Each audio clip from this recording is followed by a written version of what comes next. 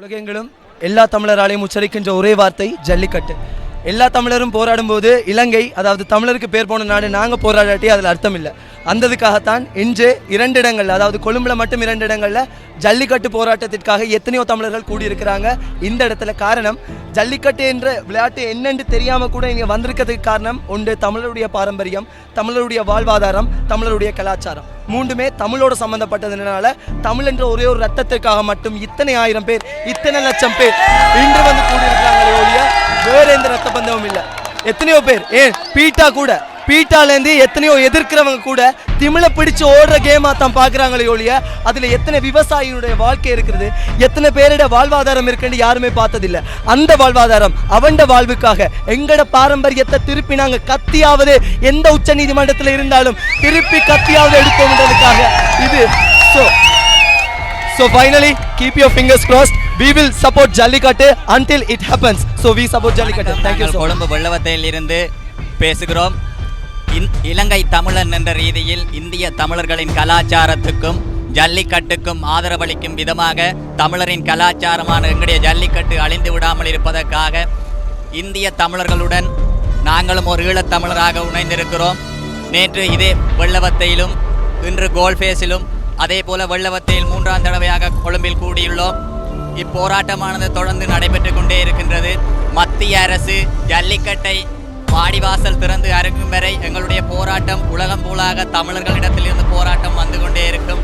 Beta அமைப்பினர் இந்தியாவிலிருந்து வெளியேறி மத்திய மாநில அமைப்பு ஜல்லிக்கட்டுக்கு ஆதரவளிக்கும் வரை எங்களுடைய போராட்டம் தொடரும். எம் இனத்துடன் எம் போராட்டம் தொடரும். பல நாடுகளில் பார்த்தீங்கன்னு சொன்னால் கலாச்சாரங்கள் அழிஞ்சிட்டு வருது.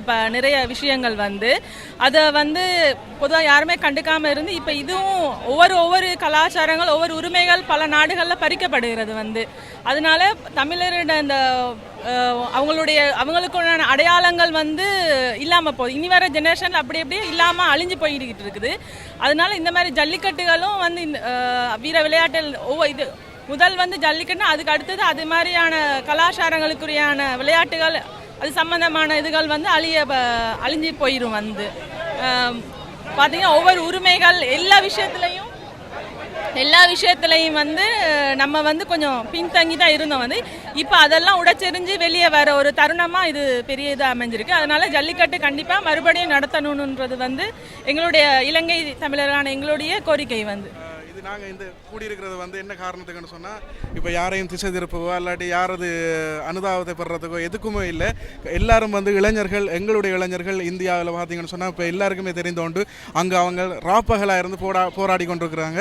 அதுக்கு நாங்கள் ஒரு உந்து சக்தி, நாங்கள் அவங்களுக்கு ஒரு வலுவை சேர்த்துருக்கிறோம். இதுதான் பாருங்கள், நாங்கள் உங்களுக்காக எப்பயும் இருப்போம், இதைத்தான் நாங்கள் காட்டி கொண்டிருக்கிறோம்.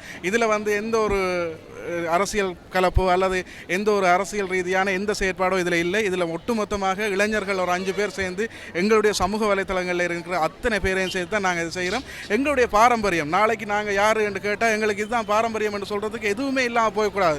எந்த நேரத்தில் இவன் பாரம்பரியம் என்ன என்று கேட்டால் அந்த பாரம்பரியம் எங்களுக்கு இருக்கணும். அந்த பாரம்பரியத்துக்காக போராடி கொண்டிருப்பவர்களுக்காக நாங்கள் வலி சேர்த்திருக்கிறோம். இந்த பாரம்பரியம் எப்பயுமே எங்களோட இருக்கணும். எங்களுடைய பாரம்பரியம் எங்களுக்கு வேணும். இதைத்தான் நாங்கள் கேட்டு இந்த இடத்துல குழுமி இருக்கிறோம். இது அமைதி பேரணி மட்டும்தான். அமைதியாக நாங்கள் இந்த இடத்துல இருந்து கவன ஈர்ப்பு பேரணி ஒன்று செய்கிறோம். இதில் அவர்களுக்காக கிடைக்கப்படுகின்ற அந்த வெற்றி எங்களுக்கு கிடைத்த வெற்றி மாதிரி இது உலகம் பூரா வாழுகின்ற அத்தனை தமிழருக்கும் கிடைத்த வெற்றியாக நாங்கள் இதை பார்க்குறோம்.